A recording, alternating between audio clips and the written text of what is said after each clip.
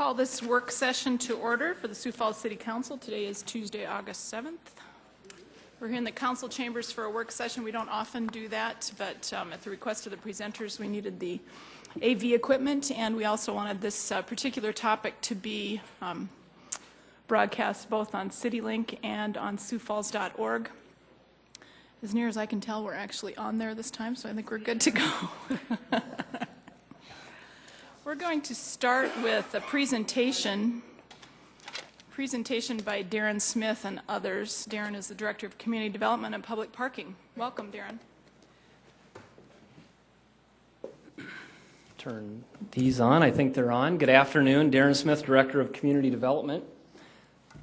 And I understand with this being a work session, the intent is to be very informal and conversational, and certainly we welcome that. There are a number of individuals I'm going to recognize just briefly who are here to provide support for what we're trying to accomplish today. As all of you know, late last week we did announce who the proposed title sponsors are for the new event center and the event center complex. And we did make certain materials available to the council at that time and then the public at a press conference. We made the agreement in its entirety available to the City Council as well as the public, and then we also provided some other supporting materials, again, that were provided to the Council as well as the media and the public. Today, what we have for you is a presentation that is, I think it's fair to say it is comprehensive. It is a PowerPoint-style presentation that covers all aspects of the agreement without having to go through every word and every line in the agreement.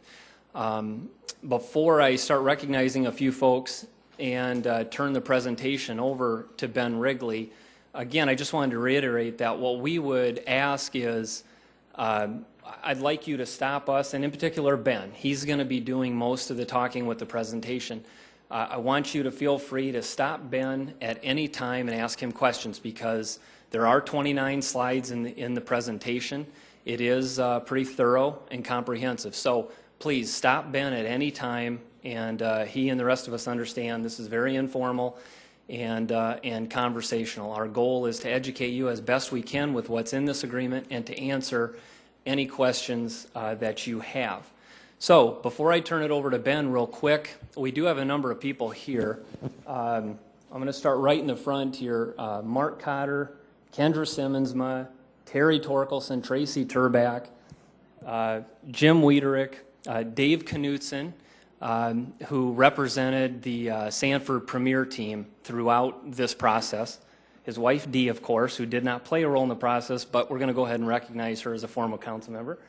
Dave Fifley, Karen Leonard, Lon Curry.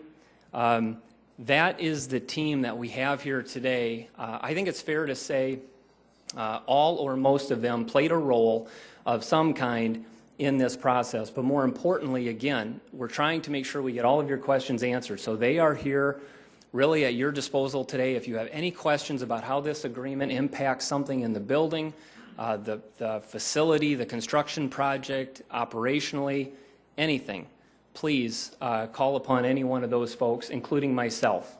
So hopefully we'll get your questions answered. With that, I would like to introduce Ben Wrigley, who's with Legend Sales and Marketing.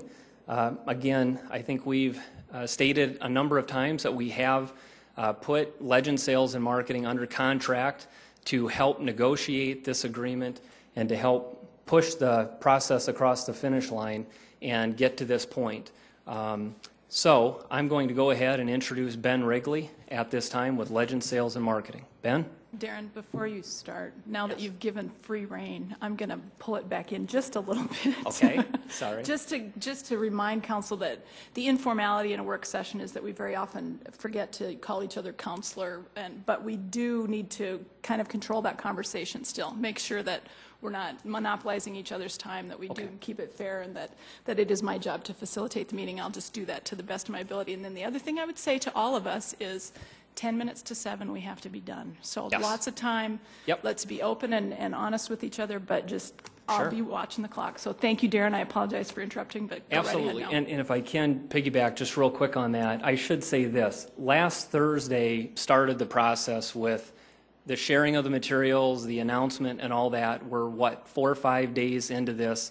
I believe a vote is tentatively scheduled for 2 weeks from tonight. So we're still early in this process. We have 2 full weeks to go, and want to take as much of that time to answer your questions, not only today, but going forward. Any of us are available at any time going forward to answer your questions.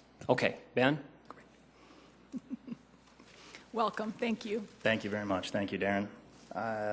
You know, as Darren had mentioned, it is a PowerPoint presentation, and one of the things to point out, I know that you all have a copy or you received a copy of the agreement. You've had a chance to look through that agreement.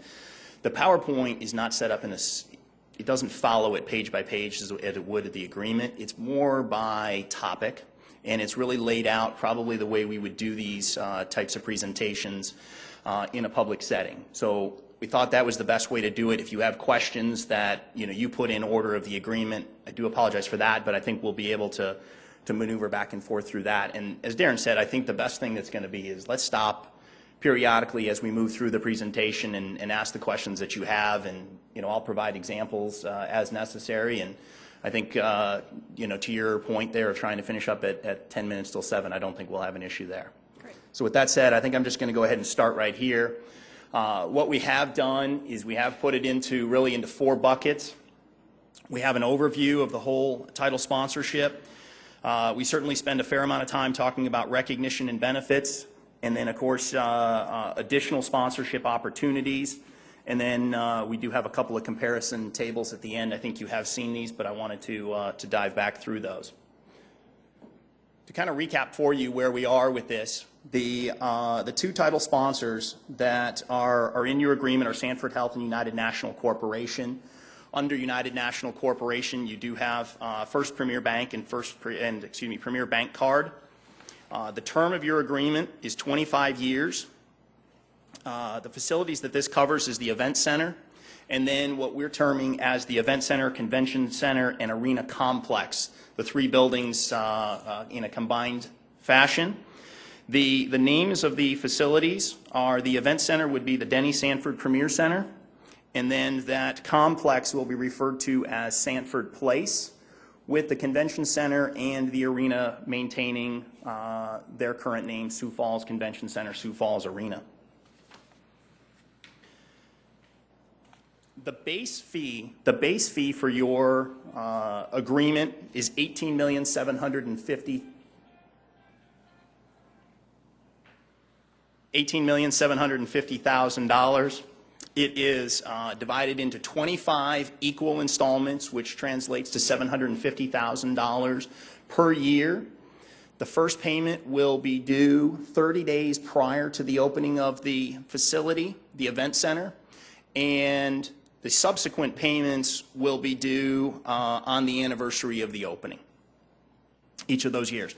In addition to the base fee, Sanford Health has pledged a $2 million cash donation to help defray the costs of your center hung scoreboard, the video ribbon boards, and really for you that aren't totally familiar with that, that will run around in a horseshoe shape at about the midpoint of the arena. And then the exterior digital board, which I think a number of you have seen in the renderings that have been done to date. That donation is to be made on or before December 31st, 2013. It is, again, this number is above and beyond the public investment of $115 million, and is really being done to make sure and ensure that the building is a first-class facility. I think most of us realize that the center hung scoreboard is the chandelier in the building, and I think with the dollars that are there, this gives an opportunity to make this maybe a better chandelier than it could have been. Along with the payments, Yes, question. Councilor Jameson. I thought I'd break this up right away. Sure, absolutely. And maybe you can answer, maybe Darren needs to, but I didn't understand or realize that the donations for other amenities into the building were being considered at the time of the naming rights proposals Was that clear to everybody in the community that this was your time to participate in that part of the process? Yes. Let me just, so I make sure I'm stating it right. Yes, it was made clear from the very beginning, and the way we posed it was, I believe the terms we used were facility enhancements would be welcomed. The city would welcome proposals that include facility enhancements provided for by the title sponsor. And then that was at the press conference when we launched the process. That was on March 16th. And then we elaborated further in that proposal guide that was shared with council members today. We elaborated a little further upon that. And at that stage, that went to those businesses that had submitted letters of interest and at that point were participating in the process. So, yes. If I could, so then the other things that could be done in the building, like probably countless things that could enhance it and stated create a world-class facility, those are still available to come in if Yes. the Jameson Corporation wanted to do that? Yes. Okay. Yeah. Hey, I'm just saying it might happen. Yeah. Do you have a form for him to sign? Yes, we do. Okay. We'll have it before he leaves.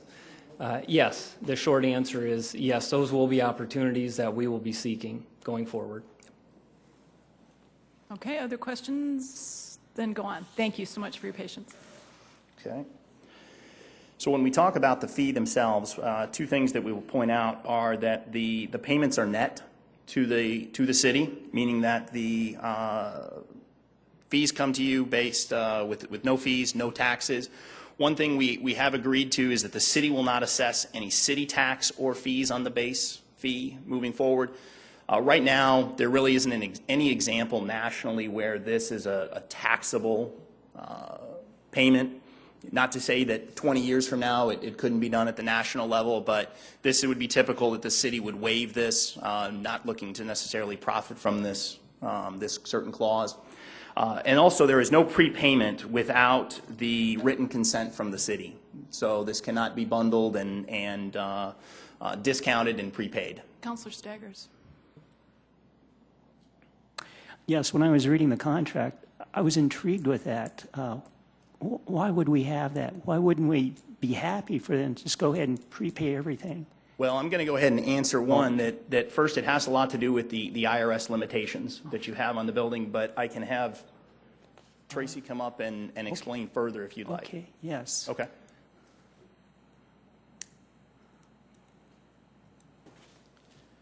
Ben is absolutely correct. That has everything to do with the tax-exempt status of the bonds that finance the facility and the strings that are attached to that benefit that the city receives by issuing tax-exempt bonds.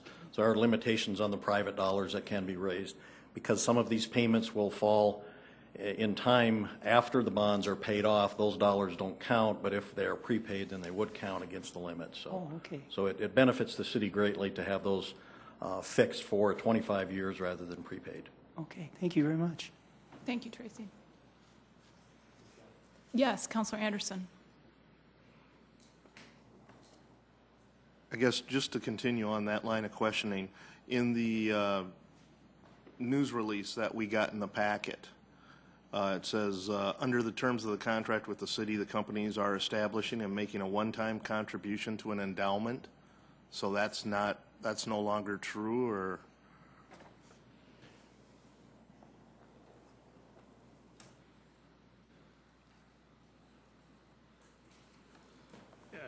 Madam Chairman, Dave Knutson, representing both Sanford Health and Premier. That's really an internal relationship between the two companies that are part of the title sponsor. First Premier or United National Corporation is making a lump sum payment into Sanford Health Foundation, which is creating a fund, but that's the performance of that fund does not impact the city one way or the other, and that is being done really just kind of to allow Premier and Sanford to really take care of this on a one-time basis as opposed to having to make annual cash flow payments. It's purely an internal arrangement rather than something that impacts the city. It's part of the agreement between the two parties on how we're sharing the burden of the naming rights agreement. Thank you. So if I might, Dave, just as Mr. Knudsen, I apologize, as an example, when that endowment is funded in that way, if the stock market takes a huge dip, our naming rights sponsors still owe us $750,000 a year. Absolutely. Thank you. And I think you'll see as you read through the agreement, there's no reference to the endowment fund or any of that. It simply states again that you'll receive $750,000 annually. When it comes to the expiration of the agreement, the initial agreement, 25 years past the opening of the building, actually 18 months prior to that, the title sponsor will have the opportunity to state their intentions to renew this agreement. And in doing so, what we have agreed to is a $15 million lump sum payment that will be paid prior to the end of the first term. In exchange, the title sponsors will receive the advertising promotional rights to the event center complex then for what is the life of the event center. Questions? Yes, Councilor Jameson. Ben, I hope you're warming up to this process. Absolutely. Start and stop. I'm ready to go. The $15 million, can you give us any indication of just how you came up with that number and why it's set up this way? Well, in a lot of ways, it's set up this way. Number one, it's very much in your favor in the sense that $15 million one time for a building after the first 25 years have expired. You're talking about if you had to go out and resell the deal, it becomes difficult after it has been referred to as Denny Sanford Premier Center and any permutations that take hold thereafter over the next 25 years. It would be difficult for a new partner to really try to find the value in doing that. Also, in a lot of ways, this would have to then do with the way in which the lump sum payment that the two parties have put in place. It then becomes the opportunity to then take those dollars and essentially pay that off. So it keeps everything very clean from the partnership standpoint as well. Go ahead, Councilor. Yeah, I like that. I mean, I like that. I guess I know it's later on that we talk about expansion or any other improvements made to the event center complex, really. From our point of view, we could be investing, a whole lot more money into that building and other things, and continuously over the years, those 25 years, investing millions of dollars in improvements. I just got to admit, $15 million right now, ahead of all that, is a little concerning because who knows what can happen. It's certainly a risk on your part. I get that. But on our part as well, our intentions, and like we've probably demonstrated with other buildings, we'll keep this building as live like the arena as long as we can for as little as we can. And anyway, that's a concern I'm just airing out. No, I think that's fair. I think if we were to look at some comparables, and I certainly could pull some here, the one that's in the back there, and I'll give you one of the examples may be that if you looked at First Mariner Arena in Baltimore, Maryland, that building was opened in 1962, and you're looking at a naming rights deal of about $75,000 a year in Baltimore, Maryland, which again has an MSA of about $2.7 million. And they've done everything to keep that building alive and working, and now in the process of looking at expanding their convention center and building a new arena.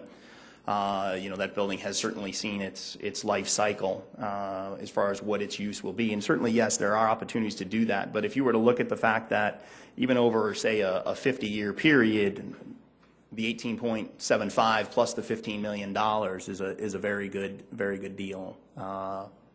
As you sit here today making those decisions. Councilor Rolfing. I have that same, I don't want to say concern, but I have that same feeling there that if we expand, that $15 million is really $7 million today at 3%. And that's not, although it's a lot of money, it's really not a lot of money to have another 25 years, or for the life of the building. You know, 62, we got 50 years in that building right now in the arena, and we're continuing on with that as part of this deal. And so we're selling that building for $7 million as part of this, and if we continue on, it could be more. And I'm not saying that it's a bad deal. I'm just saying of course, we do have the option that if we expand, as I read in here, if we expand that building by more than 50%, then we can go out and rename and do the renaming thing again, right? It's not this facility. The expansion pertains to the arena, the existing arena, and the convention center. Okay. It has to do with that in regards to how you treat the complex itself, and those two of the other three buildings that comprise the complex. Okay. Absolutely. Darren? Could I just add a couple things that I think are important to note? I think if you're going, believe me, we looked at that as we went through this, and what we did along with Ben was tried as best we could to go out and find facilities that are 25 years old or older to see what kind of deals they got. And as Ben alluded to, I think what you found, unless you get in very large markets with professional sports teams, those facilities struggle to find another sponsor for a number of reasons. My wife and daughter went to a concert in Omaha not that long ago. To this day, they think they were at the Quest Center to see Taylor Swift. So with my apologies to CenturyLink, they actually are writing the checks for that. That's one of the challenges you have after 25 years of being known as something. And we could go on and on and on. Mile High Stadium in Denver, and there's lots of other examples. That's why those naming rights deals are really getting devalued on older facilities. The other thing we found was that we were hard-pressed to find a deal on a building that old that went longer than 5 or 10 years. They're just not interested in signing on to long-term agreements in what is an old building at that point. So I think that's important. The last thing I would say is I think in fairness to the agreement and the title sponsors, you can't just look at that piece without looking at the first 25 years. And in fairness, I think you have to compare, like we have in those last two sheets, to what could be considered fair market value purely from a return on investment, all those marketing formulas. And the title sponsors here, I think, as they've demonstrated through not only their words but their actions, this was about more than just return on investment formulas. It really was. And so I think you'd have to look at it in terms of $36 million in total over the life of the facility, in fairness. So those are just some things, and it's easier to, Ben, to think of those things when you're back here. But I did want to mention a couple of those things, because we did think a lot about this particular component, and we felt very, very comfortable with it after we had done our homework and with Ben. And I thank you for your insight. That's good. Councilor Anderson.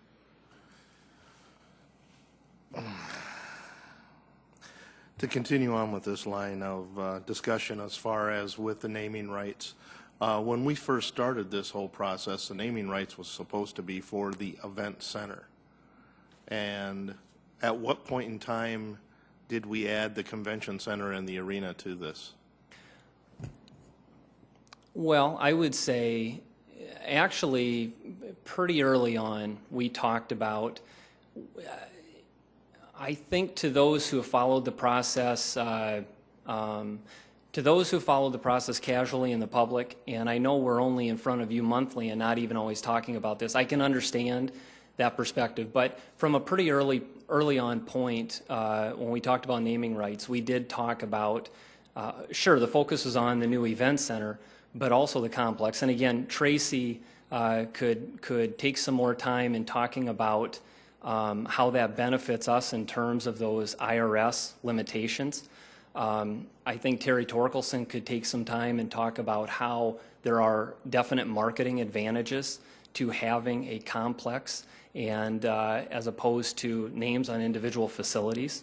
But Councilor, I think It's probably fair to say we ramped up the focus on those the last several months, but we did allude to that early on, as I referenced some of those pre-processed documents that were made public. We did very clearly state that we would entertain proposals that related to not only the facility, but the complex, including those three. Okay, then with this contract, what physical changes are going to happen with those other two buildings? At this point, I think the short answer is none. They have elected to continue the name of the arena to be the Sioux Falls Arena. They've elected to continue the name of the Sioux Falls Convention Center as the Sioux Falls Convention Center. And as I understand this agreement, there are no restrictions whatsoever inside those buildings in terms of sponsorship. And I believe that includes competing industries as well. Okay, but the title holder does keep the rights to changing the names of both the convention center and the arena? That is right. They can elect to propose a name for those buildings at any time in the agreement. And Ben, I want to make sure I don't misspeak here, but I believe it is with mutual approval of the city. If I can ask one more. Okay, then with that, I was looking on at the contract on page 6, subsection A. The title sponsors retain the right to rename the Sioux Falls Convention Center, Sioux Falls Arena at their sole discretion, provided, however, the names chosen by the title sponsors will be subject to the city approval, which approval will not be unreasonably withheld. And I've seen this in several parts of the contract. Yeah. Explain to me what unreasonably withheld, who is going to make that decision? Well, I should probably start by saying I didn't go to law school. So maybe that would be, I think what this means, I'll just speak to that language found in a number of places, I think goes to the heart of the spirit of partnership with this, in that if they choose, in this particular instance, to propose a new name for either of those facilities, that the city would, in its judgment, would use, would have to have really good reasons, good legitimate reasons to deny the approval of that name, just as we would in any naming rights opportunity for any of our facilities today or going forward. Thank you. Want to come back to that? I think I will. Councilor Staggers is next. Yeah, it's dealing with the same issue. Sioux Falls Convention Center and Sioux Falls Arena, that they can change the name. Is there any way we can really prevent that from happening if we didn't like the name they came up with?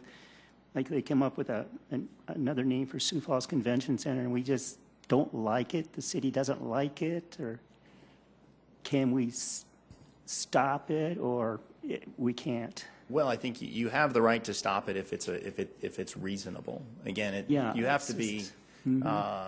I think we would have to try to play the what if game as to what that name might be that would be considered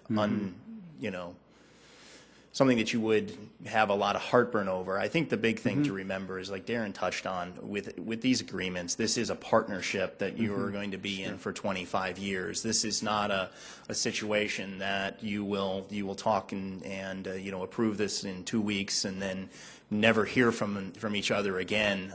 Terry will be intimately involved with their marketing folks over the next, I don't know if Terry will be here for its full 25 years, but for as long as he will be, he may personally be here 25 years.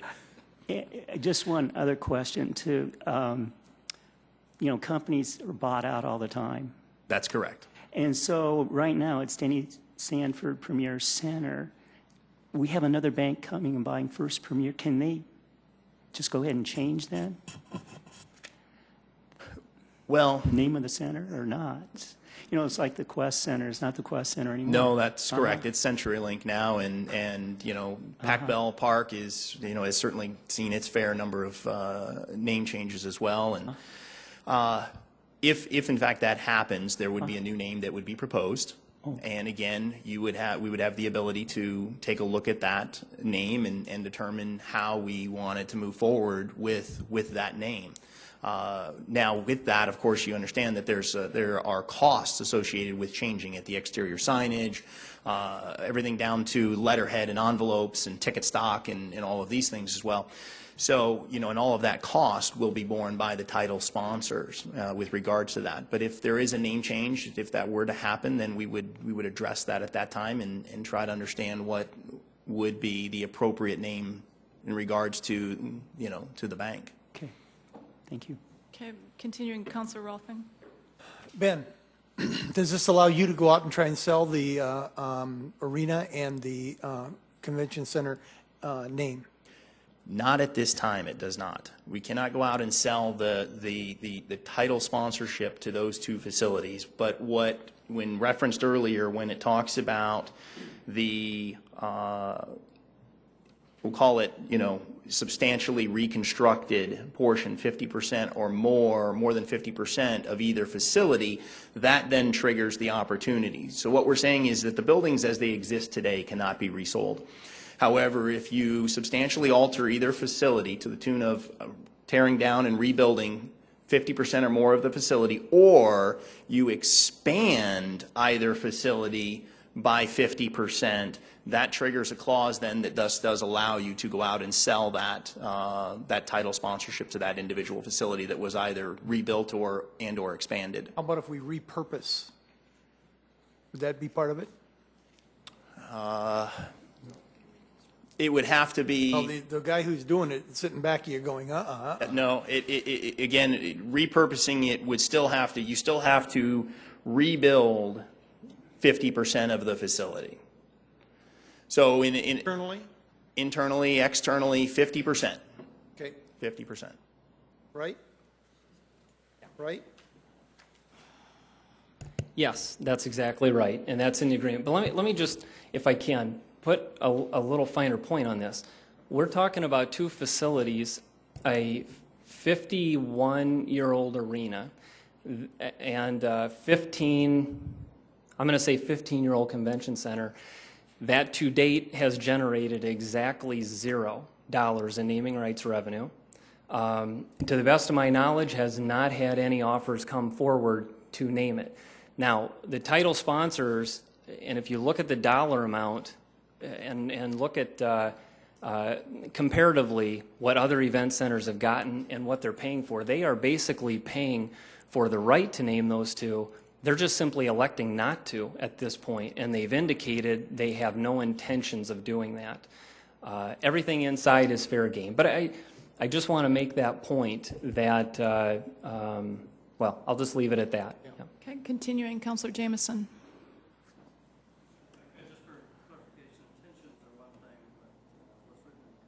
You want to turn your microphone on, please, Ms. Thank you.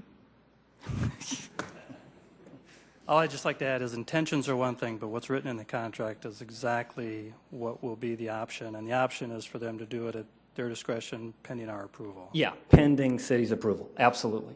And if I could, as long as we got onto this topic about the three buildings, I might think we're off probably track a little bit, but as long as it's the discussion at this time, when we compare this building to others in the back, when you do that, I think it's probably only fair to compare then the fact that there's some 12,500 seats in the new event center. I suppose there's 7,500 seats in the arena, and there's probably what could be countless in the convention center.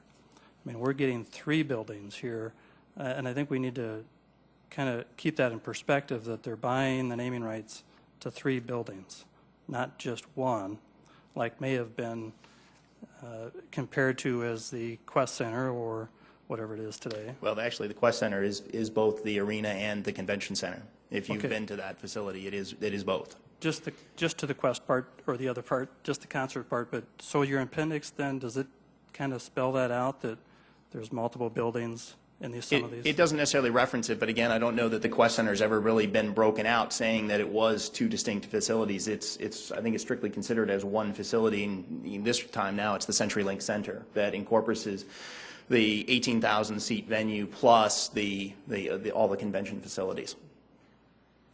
Okay, let's move on. Thank you, Ben. Okay. So I think Darren started to touch on some of this, and I think we were leading down this way when we were talking about what are the opportunities to sell additional sponsorships inside this facility. And I think this is probably one of those areas where I would say it's probably more unique than you would find in most typical naming rights agreements. And so I'm gonna go through this, and I'm gonna try to be as thorough as I can, and certainly if there's questions, let's stop as we go through this. But the city or the event center operator may sell any sponsorship rights in the event center and the event center complex to any company, and again, that's any company, with the exception, and this is where the exceptions are, when we talk about permanent static signage on the exterior of the building, permanent static signage in the seating bowl, or permanent static signage on the center hung scoreboard, which we spelled it out and obviously would have been covered by the seating bowl to begin with. Now, before we even get into questions, let me kind of walk through some of these other things. Within those three categories, the permanent static signage on the exterior and the seating bowl of the scoreboard, the city still has the right to sell that to any company with the exception of a company which would be considered a banking company or a health services entity. And those are just those three categories alone. Now, what you would typically find in almost any naming rights is there wouldn't be any carve-out within those lines of business. So, for instance, Pinnacle Bank Arena, a bank, there can be no bank, regardless of whether it is permanent in the seating bowl, on the scoreboard, period. So with regards to these three areas, that's where the limitations are. The limitations then are the banking company, as you could read there, which is a bank holding company, a credit union, a bank card provider, a mortgage originator, or a trust company. But however, banking companies do not include investment banking, brokerage, whether it be discount or full service, insurance, short-term lenders, check cashing, or wire transfer. And I'm going to flip slides real quick. With the health services entities, again, it's any company engaged in the sale of healthcare services or products, the marketing, sale, or administration of health insurance products. Health service entities does not include dental, orthodontic, or oral surgery. So to give you an example, there can be a sponsorship in the building sold to another bank as long as that entity does not have signage that is permanent signage, typically meaning backlit signage, in the seating bowl, on the exterior of the building, or on the scoreboard. So it certainly can be on all of the digital elements that we're looking at being part of this building design, the center hung, the LED ribbon board, and the exterior video board. There's no limitations when we start talking about those elements as to any companies, regardless of whether they fit in these two categories either. So that's where there's a tremendous amount of flexibility in this agreement with regards, and I know that the title sponsors talked again, this is about them wanting to make sure that this is a first-class facility. Because again, the dollars that are going to be generated from those categories will go towards operations on top of the $750,000 that's annually flowing from the naming rights or title sponsorship agreement. So are there any questions sort of as to what those? Starting with Councilor Jameson, then Councilor Karski. Ben, this is, a very awkward position that the council is in discussing a lot of these details in such an open fashion. Sure. But I'm just going to have to plow through it. I understand. And I would sense in a lot of cases if it's, I'll use this example, the Jameson Corporation. Okay. On the outside of the building and on the inside of the seating where everybody's sitting for the event. And the Kermit Corporation is now considering, well, it's okay for you to put a sign in the hallway when people are walking in and when they're walking out. I'm just sensing that there's not going to be a lot of enthusiasm to be for Kermit, for the Staggers Corporation to be investing into my building and seating area for that passage. And I'm just struggling with, I can see why in other buildings that it makes sense that no other bank be allowed or competing entity, because it's probably, I would say it's a little fair to say it's probably unlikely that you're going to have, in this community, for instance, you should know, as you probably do, this community is made up by an enormous amount of employers in the financial industry and the healthcare industry. And so I hate to even talk about some of these things, but there's a feeling here like there's this whole wealth of money, new money to come, and then they've opened this opportunity up. But do you have any sense of likelihood of that to occur? I actually do think it's fairly likely. I do think because, again, we've already even identified some opportunities that would be out there. One of the things would be is that if you notice in here, there's the opportunity to put ATM machines in the building. It's not covered in this agreement, so certainly we're going to want our fans to be able to have access to money so that they can spend that at the concession stands or certainly buy merchandise or those things. Another thing to really to think about here too, and I know you had a question there. I kind of jumped in, but it's okay. Would be is that if you were to go to an event right now or this past year at the arena, how many banks are advertising? Would you say are advertising with one of the tenants on the dasher boards alone? I mean, I would guess that it's probably north of half a dozen that are all there. There's no limitations placed on any future tenants that you bring into this facility, and that would be with regards to if we were to use, the playing surface, whether it be one of the tenants that you currently have certainly plays on an ice hockey floor, and you can imagine they generate a tremendous amount of revenue off of those in-ice placements, whether they be just below the blue line or around center ice. They typically have 4 positions around center ice, 2 on the inside of the blue lines. Those spaces have no limitations on them, regardless of whether or not they fit into the banking category or the health services entity category. So again, this is going to allow your tenants to remain healthy financially in this facility, which we know in turn is good for the building because it draws people into the building, it sells tickets, and of course for you it sells food and beverage. Great. Councilor Karski. I think my question's the same as Councilor Jameson's, probably with a lot less words in it, but comes down to Wells Fargo buys a corporate box. Okay. Will they be able to have a sign up there that says Wells Fargo corporate box? What they can do is, looking at the way your building lays out right now, I don't think that you're going to see a situation where, for instance, with your nameplates in front of you, obviously this is your seat. We understand where you sit. We identified it with your nameplate. I don't think you'll see that facing into the bowl or into the public spaces where you would see a sign above the, as you used, Wells Fargo suite. But what it does mean is that if Wells Fargo wants to go into the facility and entertain their clients, they can buy an advertising package and they can run promotions through the city on the LED ribbon board. They could run static positions on there. They could run promotions that would include full motion video. They could backstop that with backlit signage on the concourse. There's a lot of things they could do, again, because they are bringing clients into the facility. They could then have their name more likely on the sign, on the permanent sign at the doorway entrance, identifying their suite so that guests would know that they were in the correct suite beyond just the suite number. So they're again, aside from just something that we would consider as a backlit permanent sign in the bowl or on the exterior of the facility, there's no limitations. I'm going to get to one where, I've said no limitation a couple times. There's just one other situation, and that has to do with the basketball floor. With regard to the basketball floor, that is being seen as sort of sacred. There are no competing companies in either category, permanent and or temporary, on the basketball floor.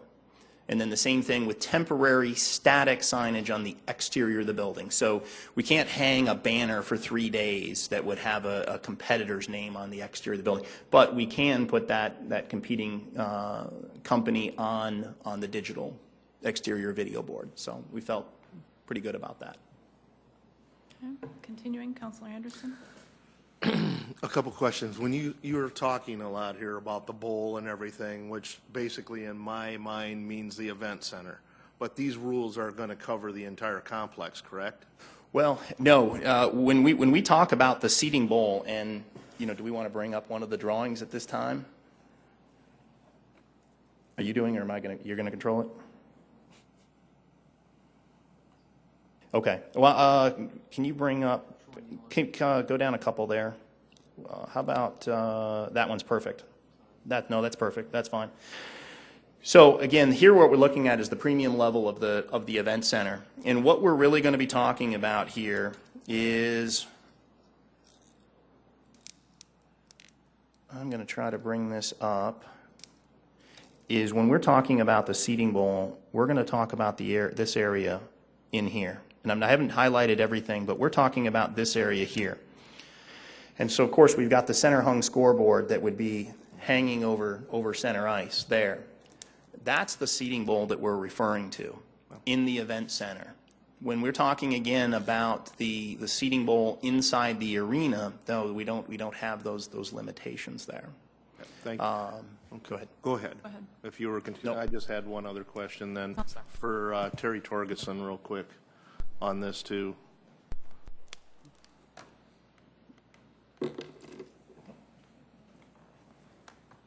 Terry, being the proposed management group of this facility, how would you market your arena and convention center now? Because I think most of your sponsors are going to want to be looking at that event center. How are you going to put together a marketing plan that will be something aggressive that the arena and convention center can take advantage of?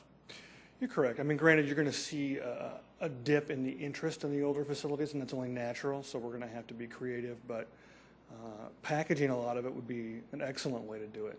Whereas you're selling signage in the new event center, you package deals to market both those other facilities. It's going to be the best way. Generally convention centers, you've traveled around and seen a lot of them. It's not an area where you see a lot of advertising. We do have some CIP projects coming up where there'll be some electronic signage and message opportunities in that facility. So you can sell them on an individual basis, or you can sell those specifically to other clients. The arena itself, the old arena, lots of signage opportunities in there, and there's a lot of opportunities for new events to come in. So I think you will see the value of those decrease in that building because of the number of views, but I still think there will be a market for them, and we'll work with both Ben and the city to develop ways of marketing those. Thank you. I don't see it as a problem. We have, I'll give you an example, the BOK Center in Tulsa. You had a lot of interest in that, and right next to it is the Tulsa Convention Center with an arena in it, and they're still utilizing those facilities and selling advertising quite well. Thank you. Yep. Okay, let's move on. Thank you, Ben. Okay. So let's go through some of the recognition and the benefits. With this, I think the one thing that we all understand is that there will be an exterior presence. We're looking right now at 3 signs on the exterior of the event center displaying what we call the Denny Sanford Premier Center logo.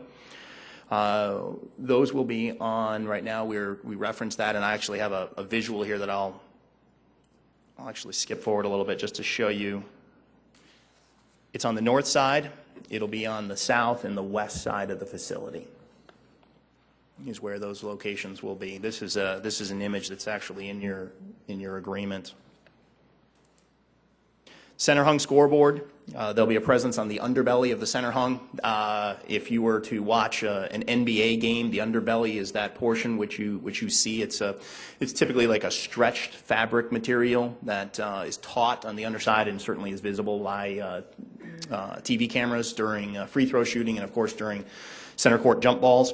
And then one of the things we have in here is the side panels that will display that logo if static side panels become part of the scoreboard design. And we're certainly a number of months from actually seeing what that scoreboard will look like. And in most instances, the final design would not be determined until we actually picked a scoreboard provider with that. And in some instances, as you can imagine, we're heading towards 2014. The majority of these boards are predominantly all digital. So that's something that will come into play if there are some permanent spaces on the scoreboard itself.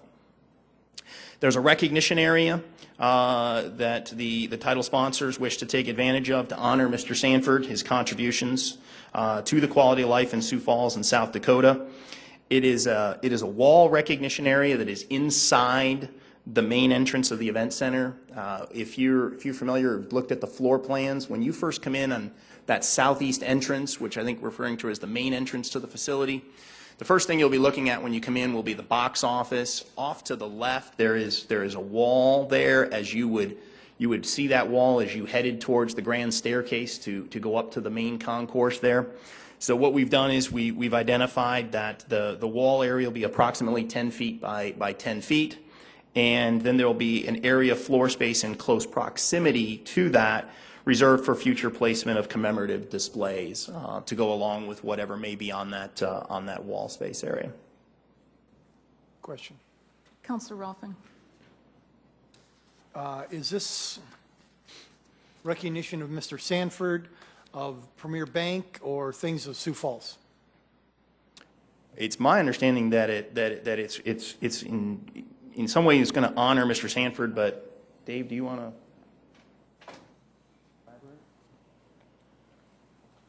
I think it is the intention that this would look at Mr. Sanford's 25 years to date and ongoing contributions. Again, I think he's made somewhere in the neighborhood of $800 million of charitable donations, most of which have been the last 10, 15 years. And so there will be some, again, I envision some plaque sort of thing on the wall that would cover some of those things, perhaps by date. I think that's still under consideration is exactly how that should be done. And the floor space? Don't have any plans for that at the moment. Okay, moving on. Digital visibility, and I will painstakingly try to take you through what these are. I will preface this by saying that everything that's in here is very typical, very standard of what you would find in an agreement like this.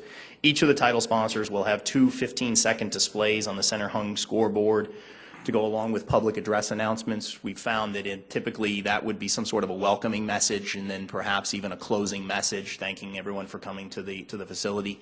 As you can imagine, 15 seconds, very quick, tough to get a long-winded message in that.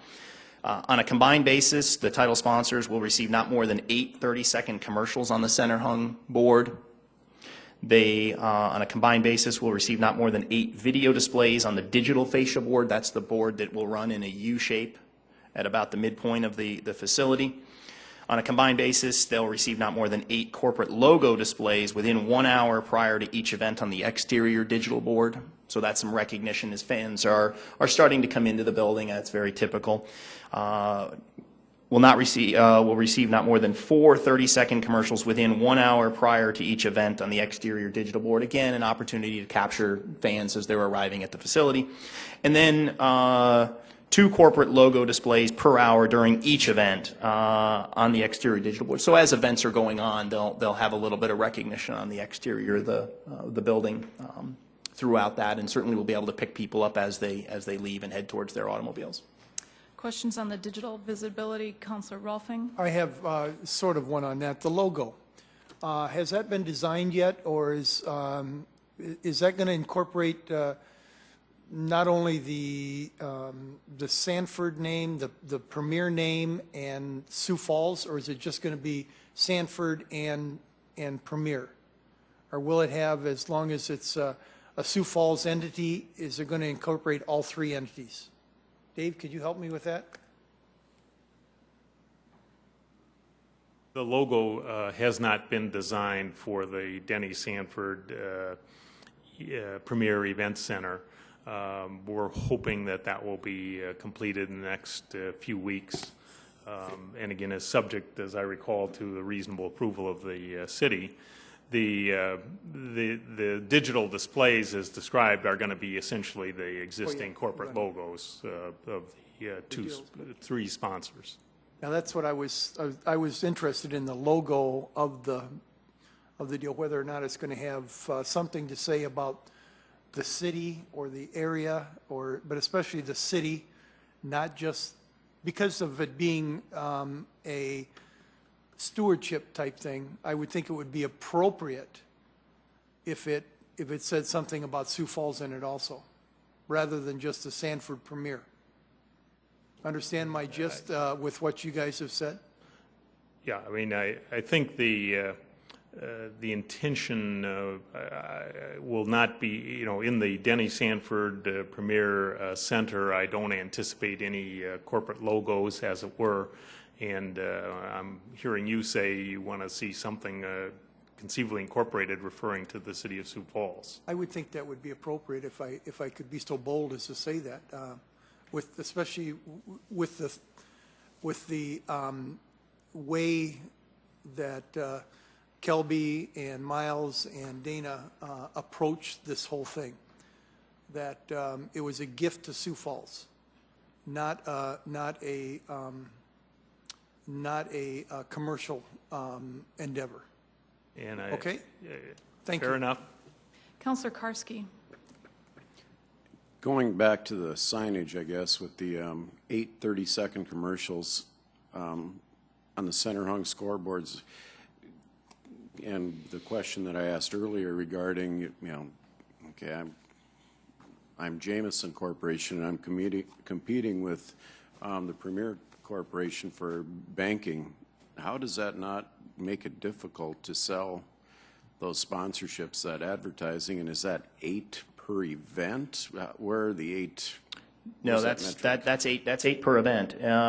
Again, I think you look at it with the opportunity that whether or not we're successful selling that, at least we have the opportunity to attempt to sell that. Whereas almost every other naming rights deal in the country would even preclude you from attempting to sell it. So we have the opportunity to go and knock on the door of the other financial institutions in town and sell a package of advertising. And remember, not everybody that's in that building is a customer or is a potential customer of just Premier. There's plenty of potential customers in there for all of these banks to interact with, and I think that you will find that a number of them want to advertise. Again, look at the tenants right now, and they're not just selling one banking sponsor. You're looking at dasher boards for hockey that probably have upwards of 6 financial institutions on them, whether or not they're running on the center hung scoreboard or running video commercials. It would be no different. You just simply have one partner that's doing it 8 times. You may have, I don't know that there's anything to say that you wouldn't have another bank running 15 of them.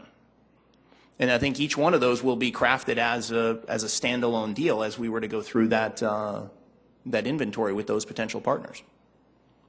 Thank you. Councilor Jameson. I would have to just say is that this is that point where those opportunities for the other businesses to be involved, this is that place, and I think this is very fair. In all fairness, I've been to a lot of events at these arena-type situations, and it's nauseating the amount of time that they would spend promoting themselves. With a limitation of 8, the opportunities are enormous, and I think this is that point where they are allowing opportunities for other businesses to participate on this golden spot, the inner bowl of the event center. So I think this is a win-win for the city. I think this is very much a win for the city, and I think that, again, I think it speaks to Sanford and Premier's intent of making sure, again, that this building was available to everyone in the community. Well, and if the chair might add, sometimes the commercials are the best part. They could be. There's been some interesting ones. Councilor Anderson is next. Depends on the game. Just a real quick question on digital visibility. Point number, let's see, 1, 2, 3, 4, and 6. Okay.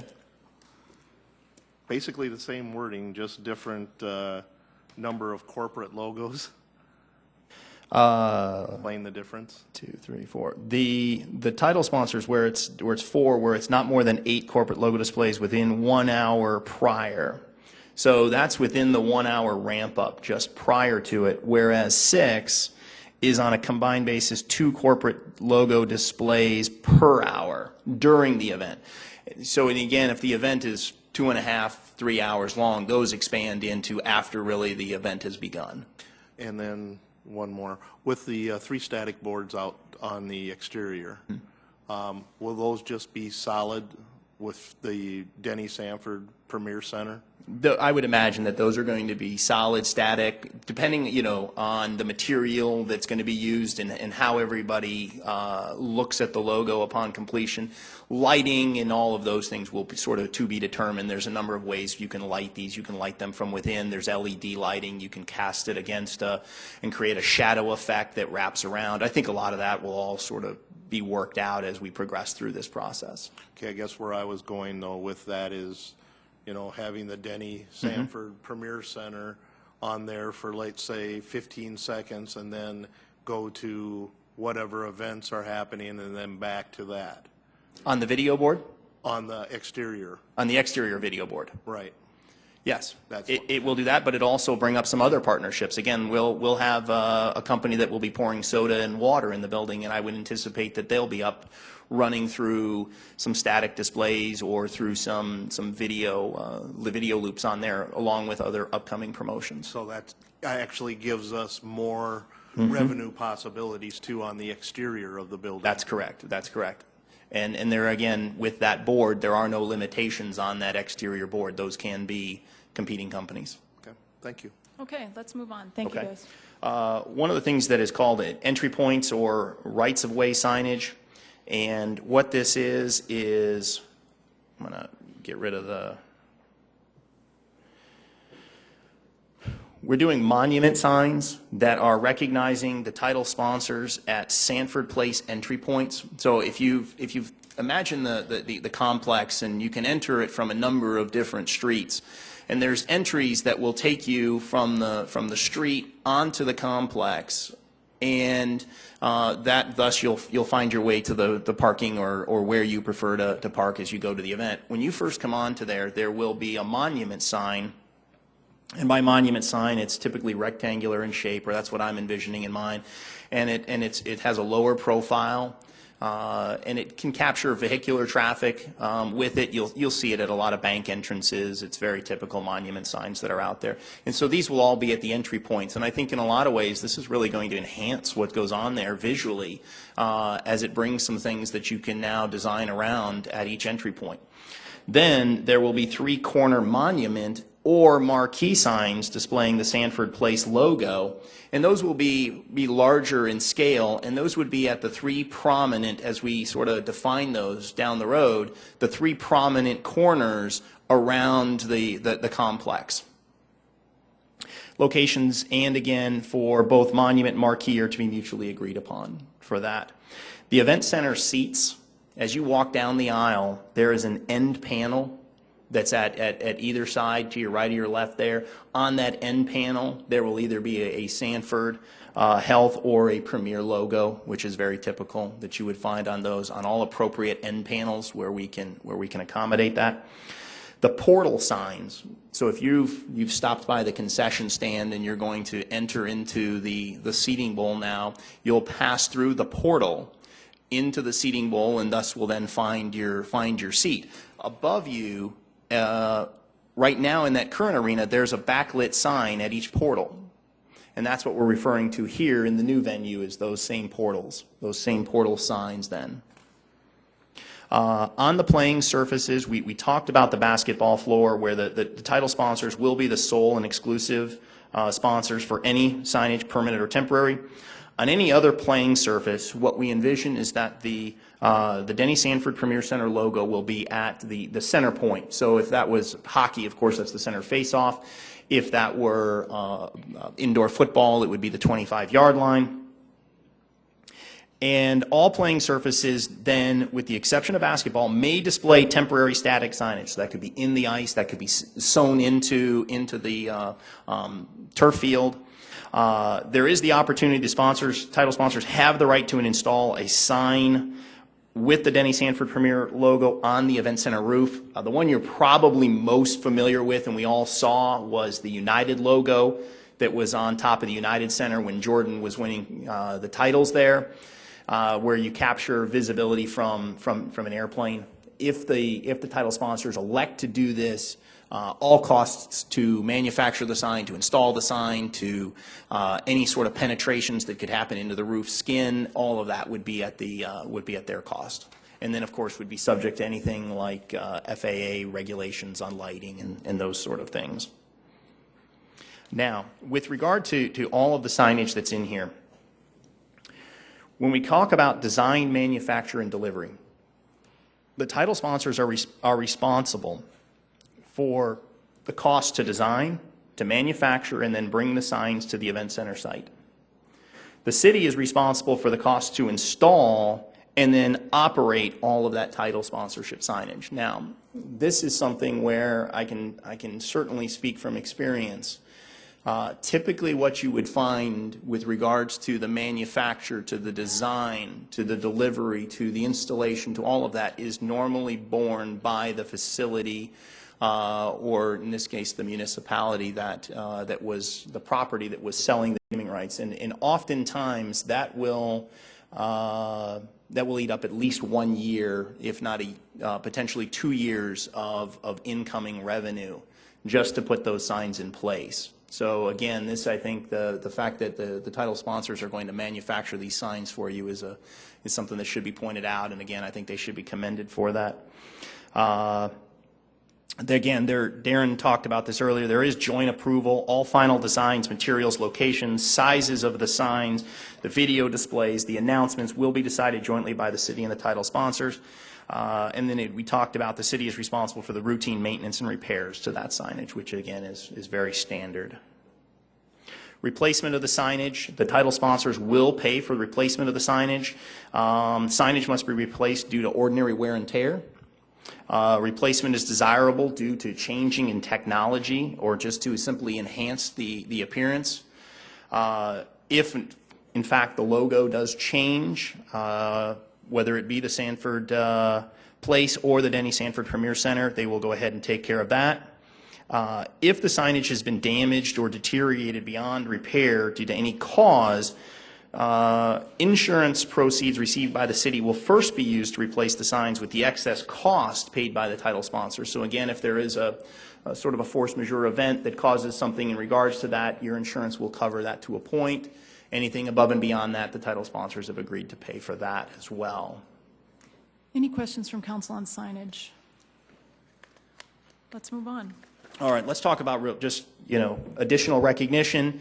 As I think you probably would expect, the city will cause entities that are conducting events in the event center to refer to the event center as the Denny Sanford Premier Center, whether that be on tickets or advertising. So if they're talking about trying to drum people up to come to the circus, it will be referred to that in print and or TV and radio advertising. Same thing with the convention center and the existing arena. They'll refer to those as the Sioux Falls Convention Center, Sioux Falls Arena in both the ticketing and advertising. And then this marketing materials, which really becomes a mixed bag. It's press releases, it's maps, it's diagrams, event schedules, the event posters that get hung up around town, letterhead that Terry uses, or the envelopes, fax cover sheets, facility ID badges. Again, these are things where it will have the Denny Sanford Premier Center. It'll either say that or it will have the logo on that, and that again is very typical. And there may be things that as we go through here that we'll add, and again that's where the partnership comes into is making sure that we give them the recognition that they're due. On the road and highway signs, the city will request from the appropriate governmental authorities to use the name Denny Sanford Premier Center, Sioux Falls Convention Center, Sioux Falls Arena, and or Sanford Place on road and highway signs. And I think that will speak to down the road as to how we want it advertised at what exit points we need. Website, social media, which we know is a very large part of experiencing events nowadays. The title sponsors will secure the domain names and transfer those to us for both the event center and the event center complex. The city, the event center, the events operator will maintain those websites.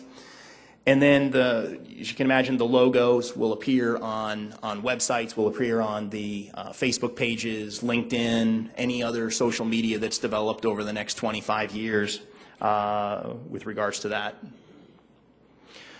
Program advertisements, the operator is going to do its best efforts to negotiate with promoters that are in the building to give our title sponsors 2 full-page advertisements in each program. Now, certainly it's in the agreement, if you've read that there's no expectation that with, say, a Ringling Brothers who prints a national program that would be used in New York City, used in Sioux Falls, used in Los Angeles, there's no expectation with regards to that. Questions about additional recognition, Councilor Jameson? Back on the convention center and arena tickets and advertising.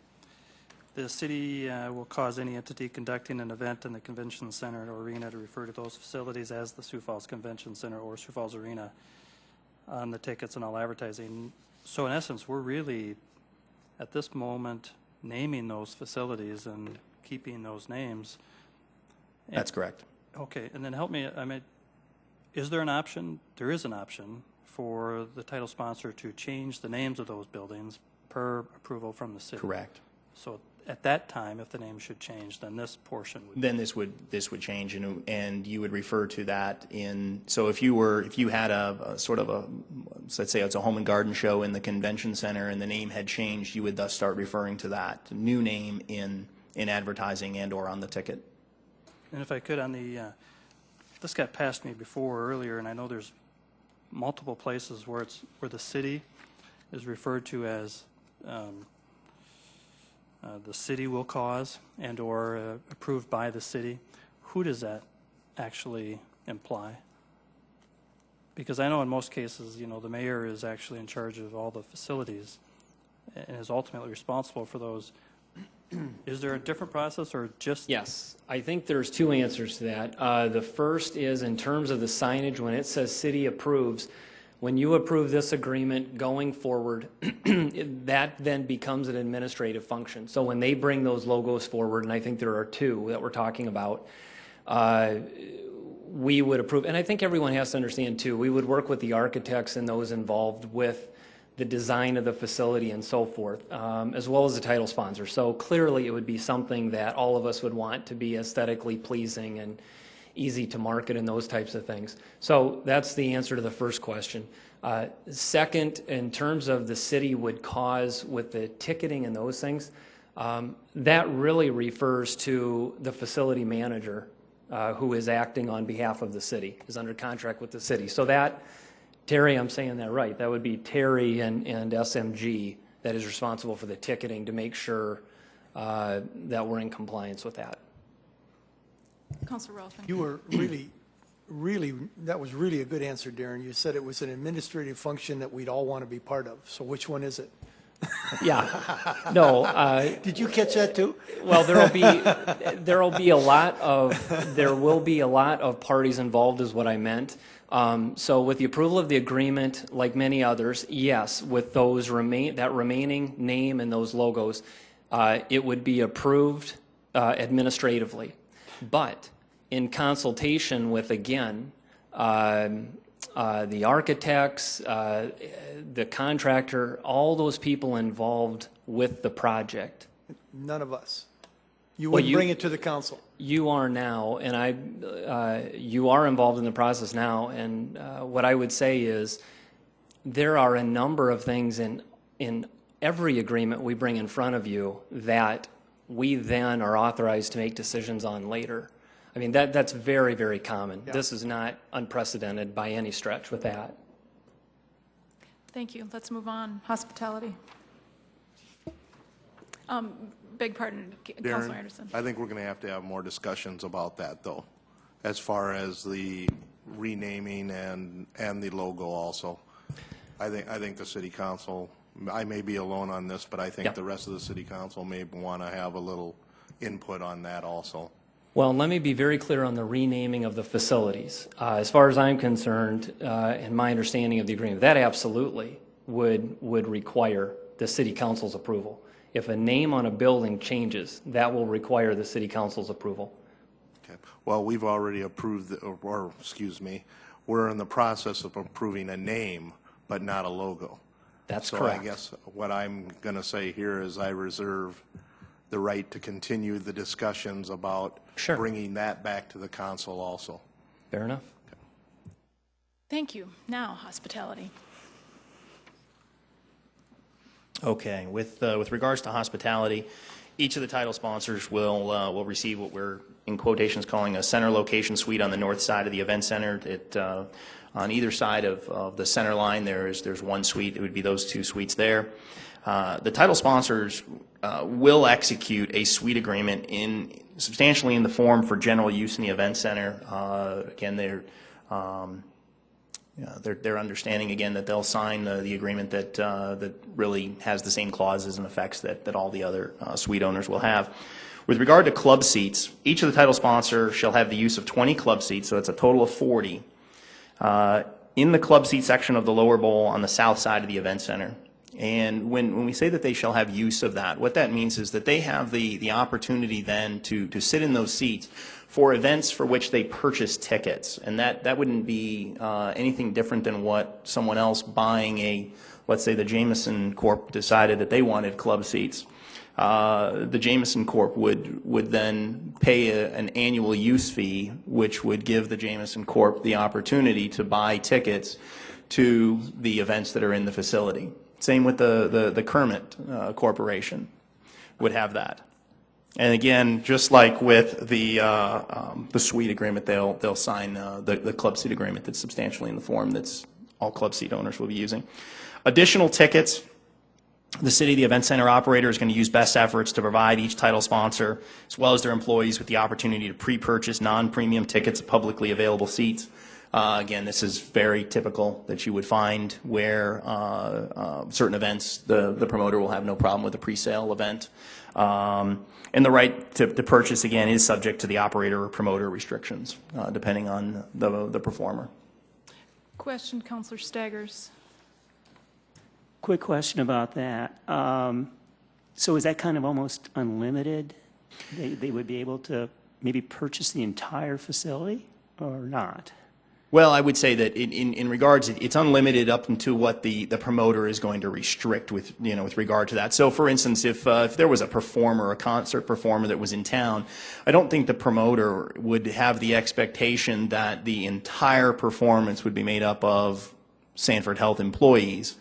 They may say, listen, we have no problem with you doing a pre-purchase of, a certain quantity, whatever that number may be for that specific performance. But the concert world has changed. I mean, performers used to tour to promote the album such that you would go and buy the record or the cassette or the DVD, depending on sort of the era that you look back towards. His would be the cassette. Maybe 8-track. Thanks. I loved 8-track. But today, these performers are touring to make money, and they want to sell tickets.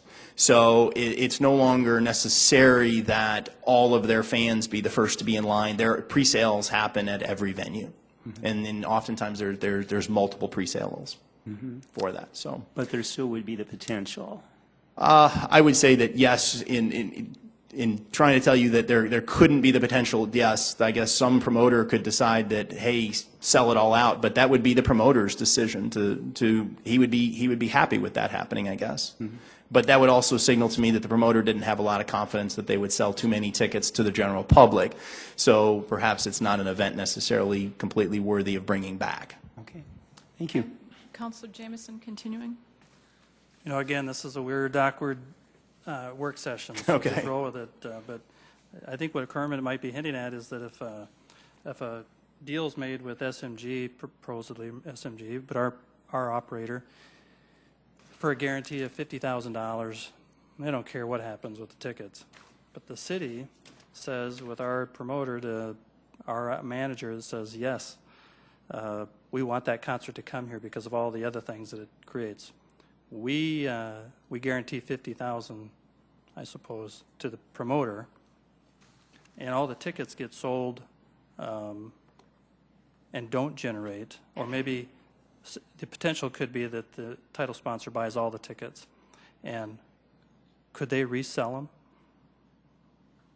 Because it's such a hot show, and the city guaranteed the 50 grand. Now the ticket holder is changed. Could that ever happen?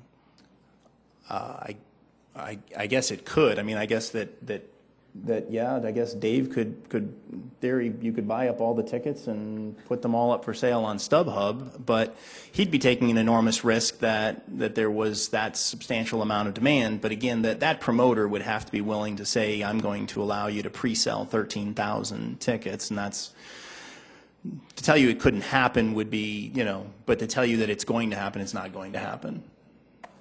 Continuing, Councilor Rolfing. Councilor Jameson, I think that would happen once, and the word would get out, and that would be about it.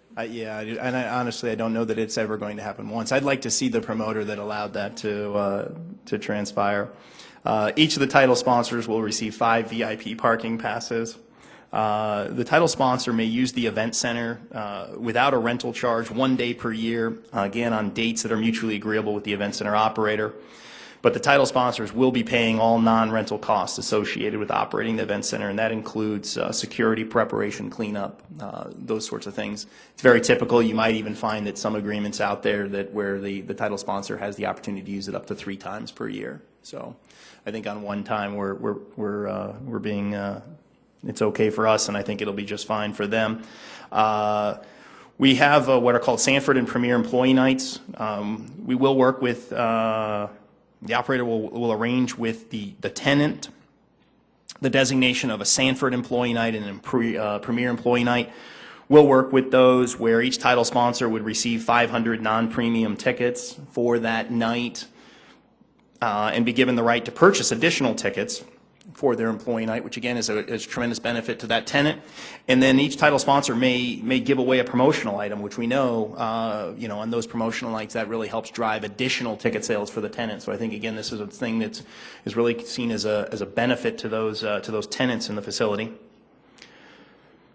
I'll skip into additional sponsorship opportunities. So what we have is first right of first opportunity. The title sponsors have the right of first opportunity to sponsor new inventory in the event center or the event center complex. So really what that means is that after this agreement, everything at that point becomes new, and we will go back over the next couple of months and start to identify what all those opportunities are in not only the event center, but the existing arena and the convention center, and we'll work with Terry on how you would package some of those together, either standalone in the event center or packaged throughout the complex. At that time, we will meet with representatives from Sanford and Premier and show them what this new inventory is. They'll have a chance at that opportunity to decide if they want to spend more money. That's, again, I think that's about as simple as it gets there. If down the road something additional is created, whether that be new signage, there's new technology, at that time in which you create something new, whether that be 5, 10 years down the road, you'll offer that to your title sponsors. If they so choose to spend additional dollars with you, you'll consummate a deal. If not, then you'll begin to market that to the market as a whole. At the same time, too, if down the road, if a sponsor, let's say there's a sponsor that has been maybe sponsored one of the clubs or something, and in 5, 10 years from now, that sponsor has decided not to renew. And you'll then have the opportunity, you'll offer that again to Sanford and Premier, and they may decide to spend more money with you. If not, then you'll take that out to market just the same way you would have, given the fact that the deal had expired. With the Sioux Falls, I think we really kind of covered this. This has to do with renaming the convention center and the arena. Substantially demolished and reconstructed for either facility, again, means more than 50%. If that happens, you have the right to rename either one of those facilities. Or if the square footage of either the convention center or the arena is expanded by more than 50%, the city may enter into a title sponsorship agreement with a third party. Limitation on that is that the third party may not be a banking company or a health services entity. Councilor Rolfing. The word is and, demolished and reconstructed. That's correct. So just sort of knocking down 50% of the arena doesn't... Inside or outside? That's correct. So if 50% were to constitute you leaving the outer walls and stripping out the seating bowl and redoing the Or the floor. convention center Or the doing the same convention kind of center, thing? correct. That's Okay. correct. So you could substantially rebuild inside. Okay.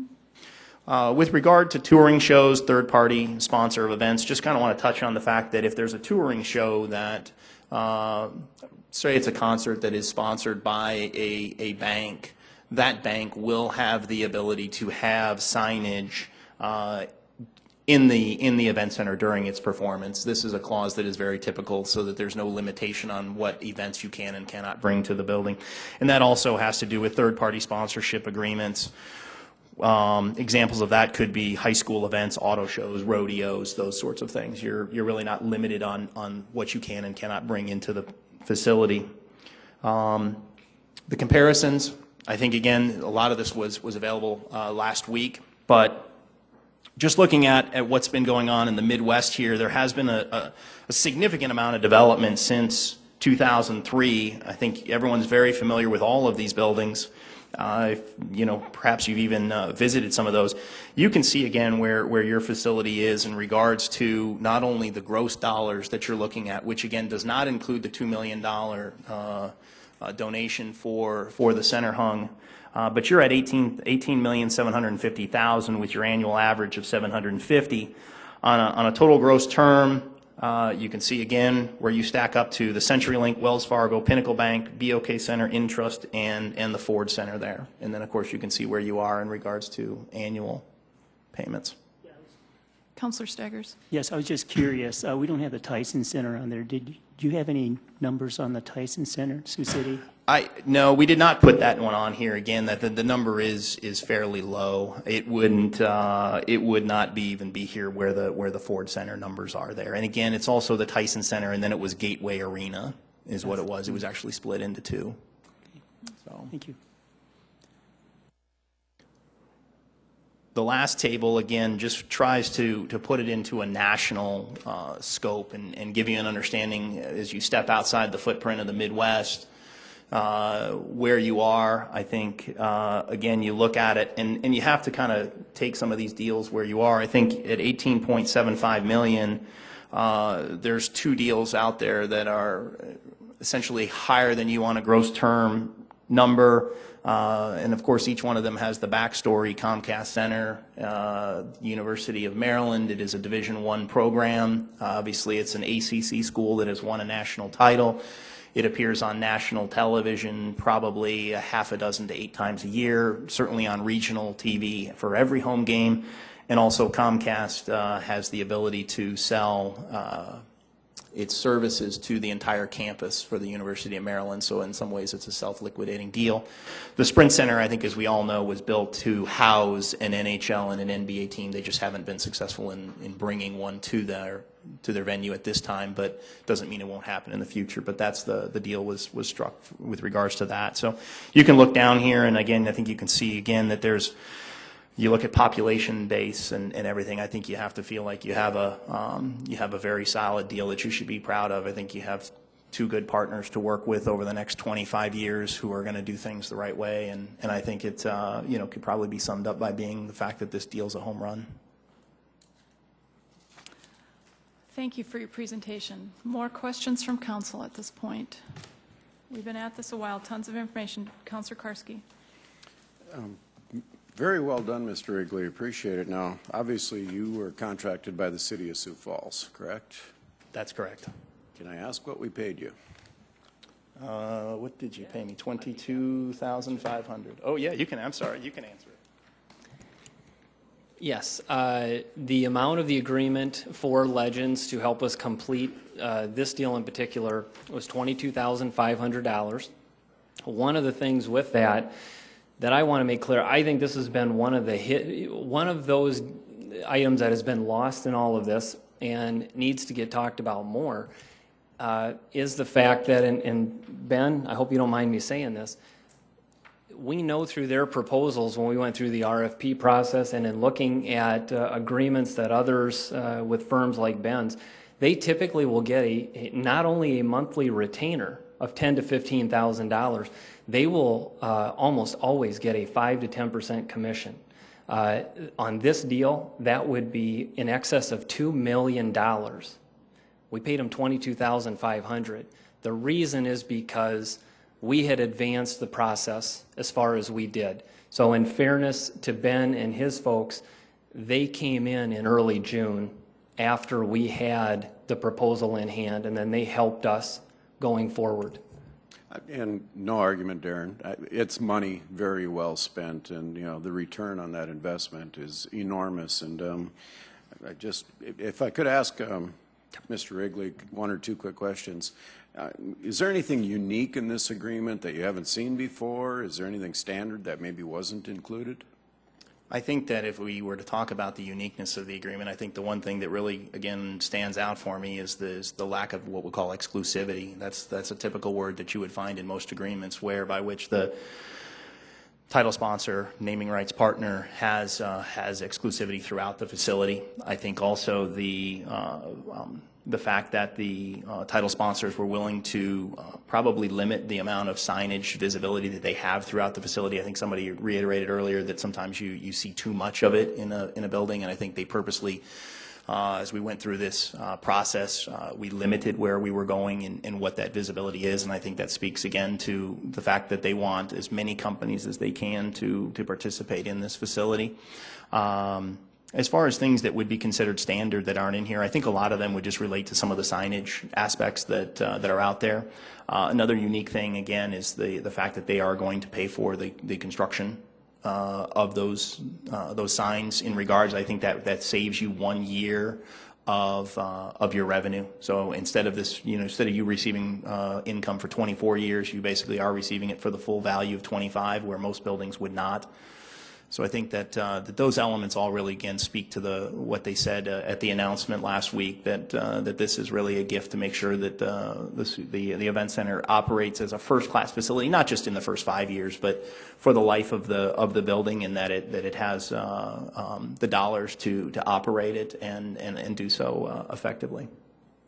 Continuing, Councilor Rolfing. Oh, sorry, Councilor Karski, did you have another question? Yeah, just to follow up on that, and, again, thank you for your work, and I guess there are a few other people that I would like to publicly thank, and that being obviously Mr. Sanford, but also Mr. Krabenoff, Beacom, and Dykehouse for coming to the table with an offer and being able to negotiate like this, and I just personally wanted to say thank you. Well, I think given what you were, if I could, can Dave come up and say a few words sort of here in closing? Yes, go right ahead, yes.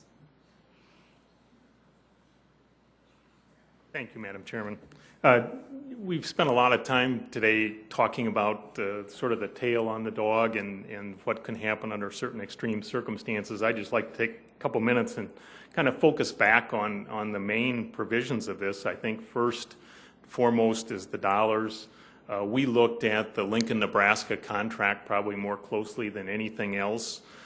There you have as an anchor tenant the University of Nebraska, a Big Ten school. Here we have essentially the Sioux Falls Stampede as an anchor tenant, such as there is an anchor tenant. It's a larger metropolitan area. They're getting $280,000 a year for the first 10 years, and then it kicks up to $563,000 for the next 15 years. So again, ours is at the 750 level all the way through, it is a very rich proposal in addition to the $2 million. There was a question about typical things that are absent from this agreement. One thing that is absent, and we made a decision not to request, are performance guarantees from the city. The Pinnacle Bank deal in Lincoln provides that after, I think it's after the first 5 years or so, if they don't have 75 events and 500,000 attendees in a year, there's a 20% discount. If from what the payment would otherwise be. If they don't have 60 events or at least 400,000 people, it's a 30% discount.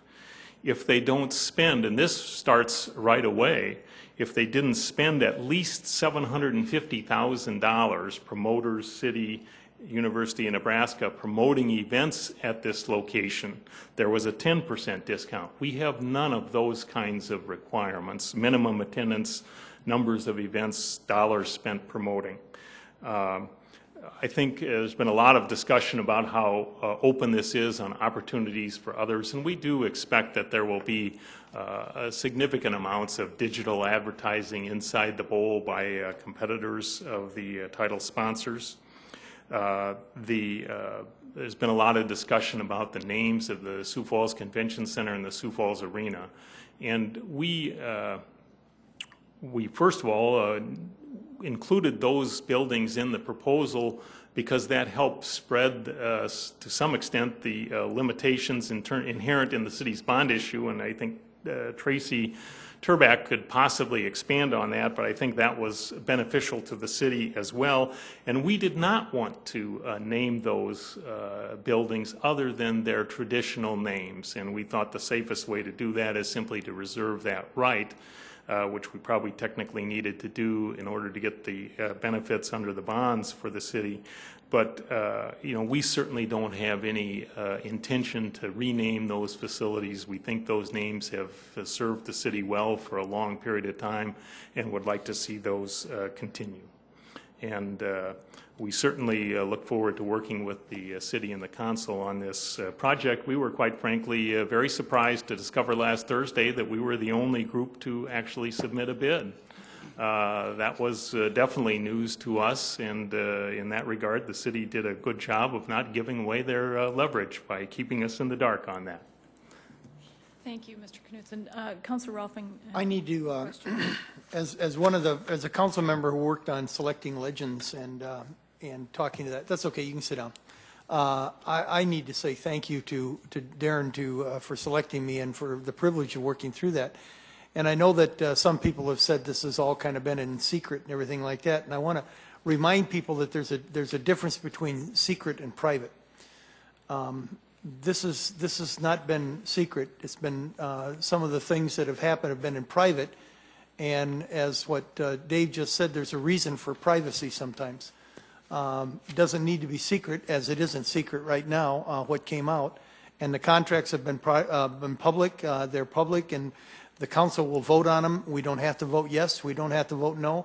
And that's the way it is. That's the way it should be. But sometimes when you're doing this kind of negotiations, if you will, privacy is needed so that the right thing happens for the city. And by golly, folks, if you look at this contract right now, with everything that we know about it, and I've read through it, and everybody has a chance to read through it because it is public now, and it's public before we vote on it.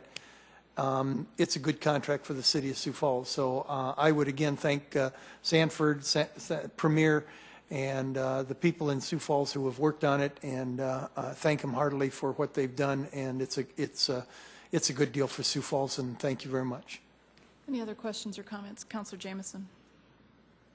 I suppose back to some of the unpleasantries, if I could. The word negotiating keeps coming up, came up by Councilor Karski and Councilor Rolfing.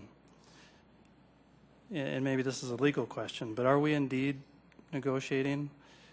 Because as what was just stated is that the need for privacy allowed all this to happen so that negotiations could occur. But if obviously we are either done with negotiating or we are still continuing to negotiate, could you clarify with me? Yes, I can, and I would, again, the city attorney, Dave or Karen, could address this as well, and I'll attempt to in a couple ways. We have been at this daily for the last 2 months, and so I would tell you very strongly that the negotiations have been completed, and the agreement you have in front of you is a very, very, very good agreement. And I made a list of things I wanted to recap. I won't do that. There are so many things in this agreement that are very, very good that I would ask, that I would strongly support that you, the City Council, approve the agreement as is. One thing I would add, as we have been looking at this the last few days to determine where is that latitude, if any, even if we wanted to. And one thing I should mention is in South Dakota Codified Law 53-7-3, it does require absolute and, quote, unqualified quote, acceptance of an offer, or else any, quote, qualified acceptance, unquote, is a new proposal. Now, I would understand that to mean if we change any terms in this, at that point, well, case law interpreting this section states that any acceptance must not change, add to, or qualify the terms of an offer, or it is considered a rejection of the offer and deemed a counteroffer. So I would take that to mean that if we change any of the terms, it would at that point officially constitute a rejection and a counteroffer. And of course, I don't have to tell you we would be at great risk of the title sponsors not remaining in this process. But that being said, Mr. Smith, it does allow us to vote no. Oh, absolutely. Absolutely. Yes. And I say that just hypothetically, but the council does have options and the council does have power here. Yeah. It's very important to understand that. Yep. And as with any agreement, we bring agreements to you and you have the ability to vote yes or no. Absolutely. Thank you. Other questions or comments? Councilor Jameson. Yes, if I could further that, I think it's only fair to recognize the fact that, as we've come to learn, there is no other second option. And unfortunately, in a public meeting, we are learning that there is no other option, and our leverage is about to zilch. And we need to acknowledge that. I mean, this is just how it is, and that's just the tactic and the strategy that was used in this particular process. I mean, that's just the way it is.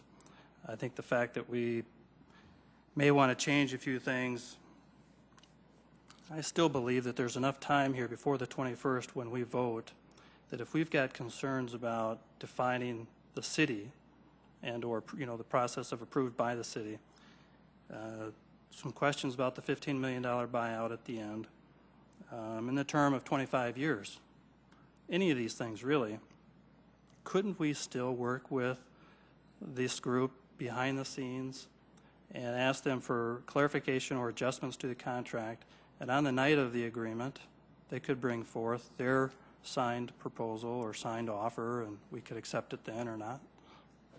I hate to give up on the fact that we are still not negotiating. I guess I don't think that we're here just to accept this and be a rubber stamp for this agreement, as much of a gift as it is. Let it be known it is a gift, because we do not have a second place offer that we are trying to balance out whether this one should we take, you know. Mm-hmm. It's crystal clear what we've got. Yep. So, yeah. Well, let me also say this about the process, and we looked at a number of other processes. It is not uncommon at the end of the day to come down to one formal proposal. In fact, we engage in RFP processes on a regular basis at the city, whether it be redevelopment downtown or contractors to build 8th Street, and we get one bid.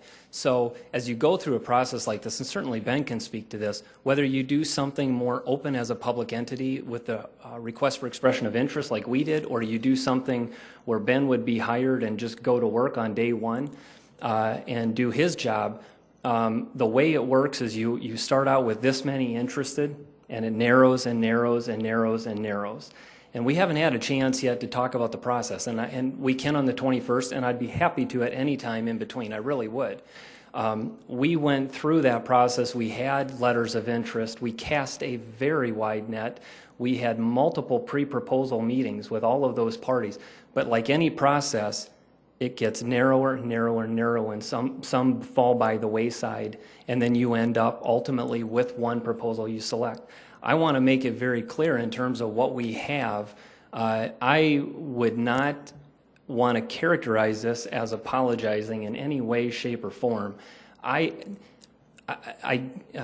go back to 15 months ago before I had ever read a naming rights agreement, and I would really encourage the council to read the one you have in front of you if you haven't. I would encourage you to go out and read as many as you can get your hands on, as I have, and then come back and read this one again. You won't find one that surpasses it. I have no problem standing up here and telling the whole world that. You won't find one. It's a tremendous deal. In terms of that question, honestly, and I'm not going to put Dave on the spot with this question now, but only they can answer that. Only they can answer that question. I just think it's a phenomenal deal.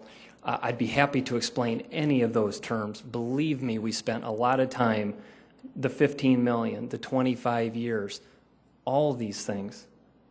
You can't imagine how much time we spent looking at those and trying to understand what's the best deal for the city.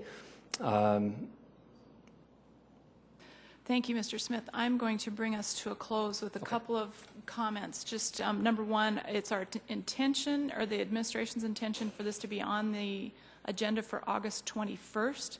That's fully, is that correct? That is is that where we're correct. headed? Yep. That's fully 2 weeks from now, That's right. which gives council and the public a significant amount of time to spend with this. This session is available on CityLink. It's also on siouxfalls.org. All of the materials that we've seen tonight, as well as the packet with the 40-page agreement, is all available on siouxfalls.org. You can peruse it at your leisure.